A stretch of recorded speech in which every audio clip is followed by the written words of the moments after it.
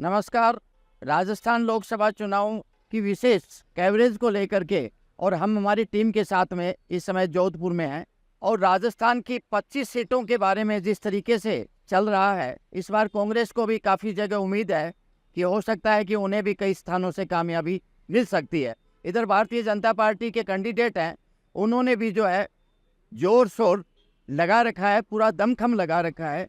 लेकिन सबसे बड़ी बात यह है कि भारतीय जनता पार्टी जहां पीएम नरेंद्र मोदी पे फोकस करती है और उनकी रैलियों में जिस तरीके से आम जनता उमड़ती है, उस पर ज़्यादा भरोसा करते हैं कैंडिडेट।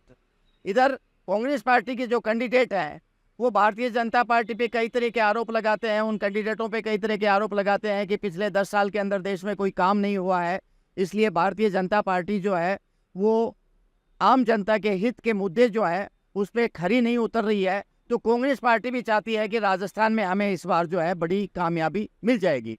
हम जिक्र करेंगे जोधपुर से ही। जोधपुर में केंद्रीय जल शक्ति मंत्री गजेंद्र सिंह शेखावत और कांग्रेस पार्टी के करण सिंह जी उचियाड़ा के बीच में कांटे की टक्कर बताई जा रही है। आरोप प्रत्यारोप का दोनों तरफ से दौर है। इधर गजेंद्र सिंह जी का कहना है कि वे लगातार जोधपुर के विकास के लिए अग्रणीय रहे हैं और जोधपुर के अंदर उन्होंने काफ़ी बड़े बड़े काम किए हैं। इधर कांग्रेस पार्टी के जो कैंडिडेट हैं करण सिंह जी, वो लगातार उन पे आरोपों की बौछार लगा रहे हैं। वो कभी कहते हैं कि ये मैं जोधपुर का बेटा हूं, गजेंद्र सिंह बाहरी आदमी है, और उन्होंने कई तरह के आरोप लगाए हैं। वो कभी ये भी कह देते हैं कि मैं कंवारा हूं, इसलिए मेरी बात पे आपको यकीन करना पड़ेगा। तो ये आरोप प्रत्यारोप का जो दौर है ये चल रहा है।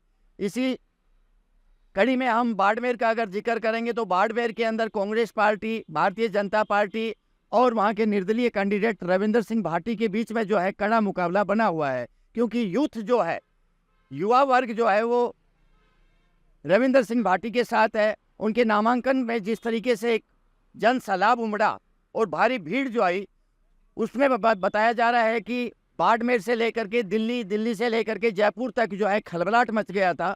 और वहाँ भी हो सकता है कि त्रिकोणीय मुकाबला है।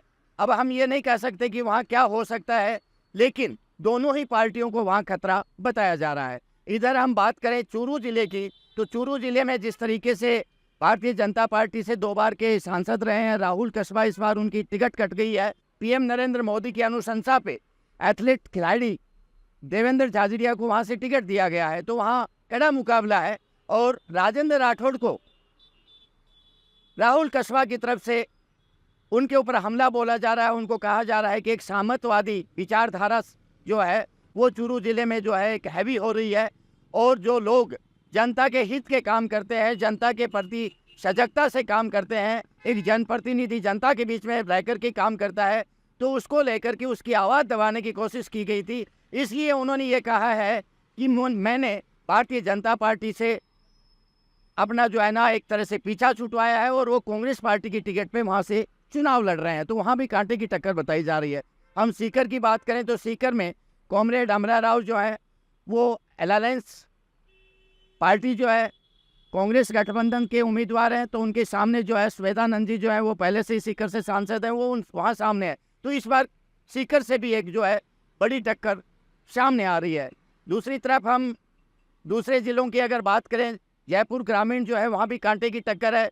जयपुर प्रॉपर शहर जो है वहाँ भी कांटे की टक्कर बताई जा रही है, क्योंकि प्रताप सिंह खाचरियावास को वहाँ से टिकट दिया गया है कांग्रेस पार्टी से, और भारतीय जनता पार्टी ने वहाँ बदलाव किया है। रामचरण बोरा का टिकट काट करके वहाँ मंजू शर्मा को टिकट दिया गया है। तो वहाँ भी जो जैसे जैसे चुनावों की तारीख नज़दीक आ रही है, तो उस तरीके से जो है एक कंटेस्ट बनता जा रहा है।